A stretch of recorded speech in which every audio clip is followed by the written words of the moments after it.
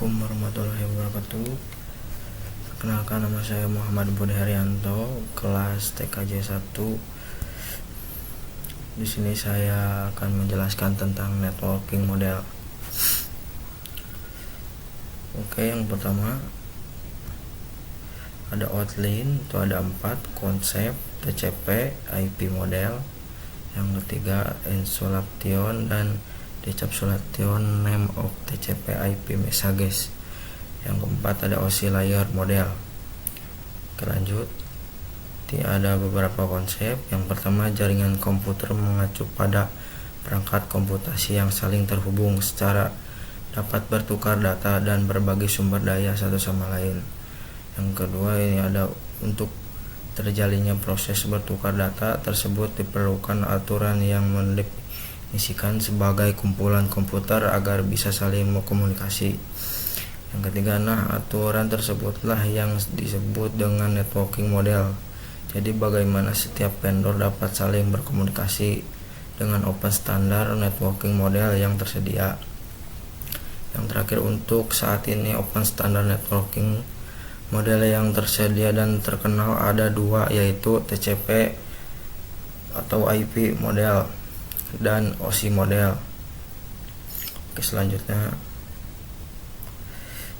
konsep before open networking model exist. Yang pertama, each vendor create their own networking model. Yang kedua, on 1974 IBM create system architecture network. Yang ketiga, other vendor also create their own networking model. Misalnya jika suatu jaringan komputer itu akan terdiri beberapa vendor, maka akan kesulitan untuk menghubungkan antar vendor karena mereka semua memiliki networking model sendiri-sendiri.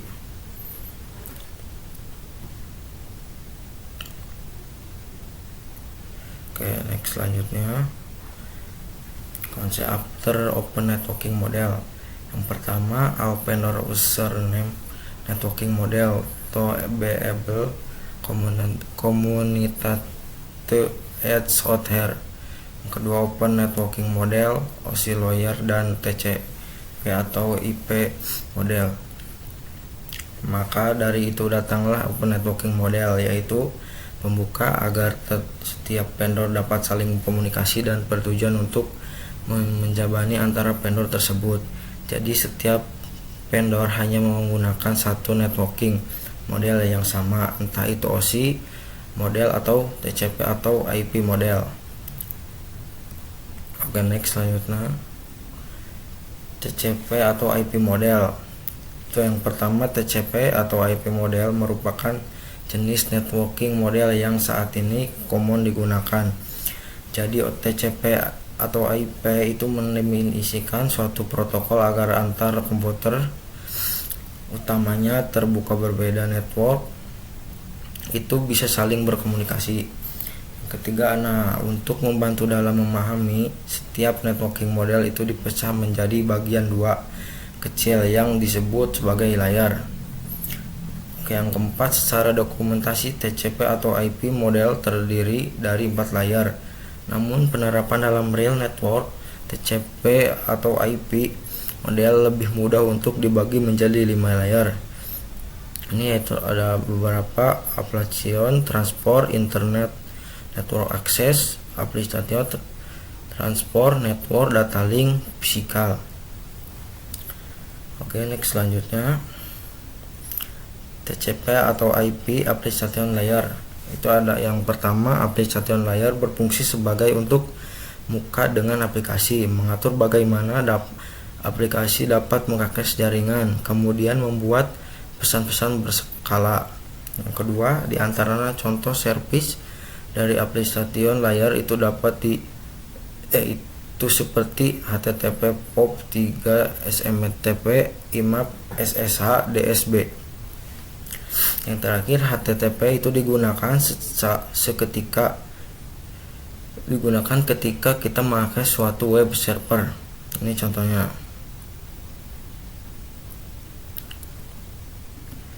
Oke, next, CIP atau IP transport layer.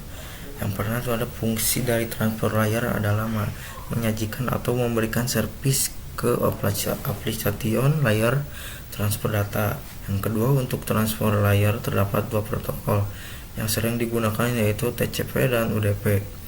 Yang ketiga, salah satu mekanisme yang disediakan oleh transfer layer khususnya pada TCP itu adalah error recovery mechanism. Jadi ada bentukannya. Next, ini ada TCP atau IP network layer. Yang pertama, network layer hanya terdapat satu contoh, yaitu IP. Yang kedua, dan IP menyediakan dua fitur yang sangat penting, yaitu addressing dan routing, yang dimana berfungsi untuk menangani konektivitas dan pemilihan jalur. Yang ketiga, setiap perangkat jaringan memerlukan alamat unik di jaringan. Yang pertama, addressing. Jadi kalau yang addressing itu bahwa IP address itu sendiri, yaitu memberikan nama pada perangkat di jaringan komputer. Yang kedua, routing salah satu fitur yang disediakan pada IP di bagian network layer yang bekerja layaknya kantor pos, mencari route tercepat untuk sampai tujuan. Next, ada TCP atau IP, data link layer dan physical layer. Yang pertama, data link layer mendefinisikan protokol yang dibutuhkan pada physical layer.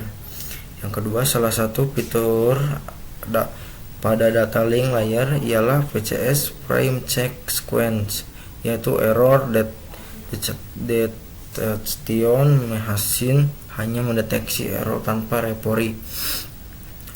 Yang ketiga, addressing yang digunakan pada data link layer adalah managed address. Yang terakhir, physical layer mendefinisikan cabling pada suatu jaringan komputer, mendefinisikan secara fisik apa yang digunakan untuk menghubungkan antara device. Ini seperti ini.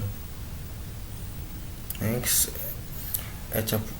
encapsulation and decapsulation. Yang pertama, encapsulation itu proses membungkus data dengan header pada data di setiap layarnya. Adapun decapsulation maka itu sebaliknya. Bentukannya seperti ini.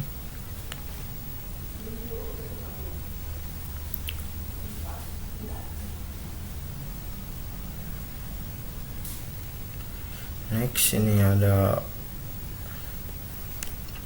application layer, transfer layer, network layer, data link layer, physical layer. Di sini ada application layer. Saya ingin membuka situs itu di diacoding.com seperti ini. Next, OSI model konsep. Yang pertama, untuk saat ini model yang sering digunakan hanya TCP atau IP, karena untuk dari sisi perkembangan protokolnya atau modelnya TCP atau IP lebih dominan dibanding OSI layer. Namun OSI layer biasa dipelajari karena mudah dipahami.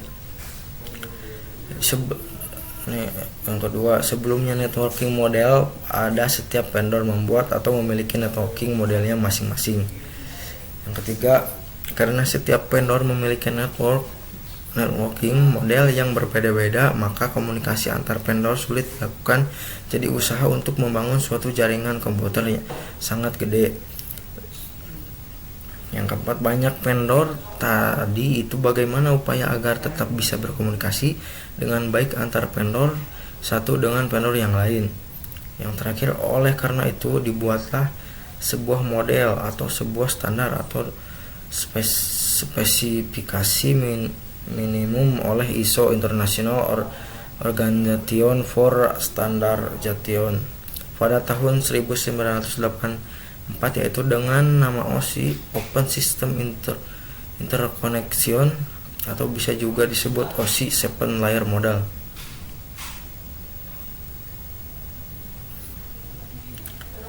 Next, OSI Layer Model.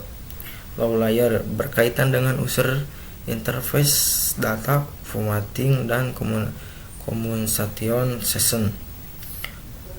Upper layer berkaitan dengan bagaimana data itu mengalir. Ini seperti ini bentukannya. Di sini ada application, presentation, session, transport, network, data link, physical. Next. Di sini ada layer 7 obsession layer, menunjang aplikasi untuk berkomunikasi melalui jaringan. Layer 6 presentation layer,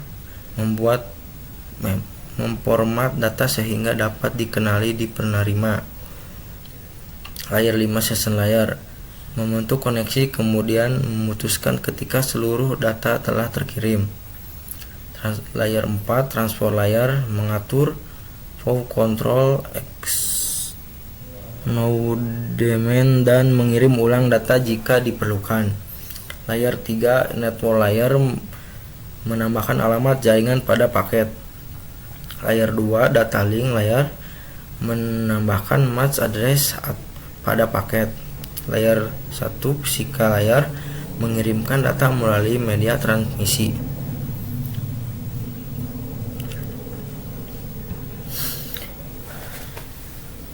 Sekian dari video saya.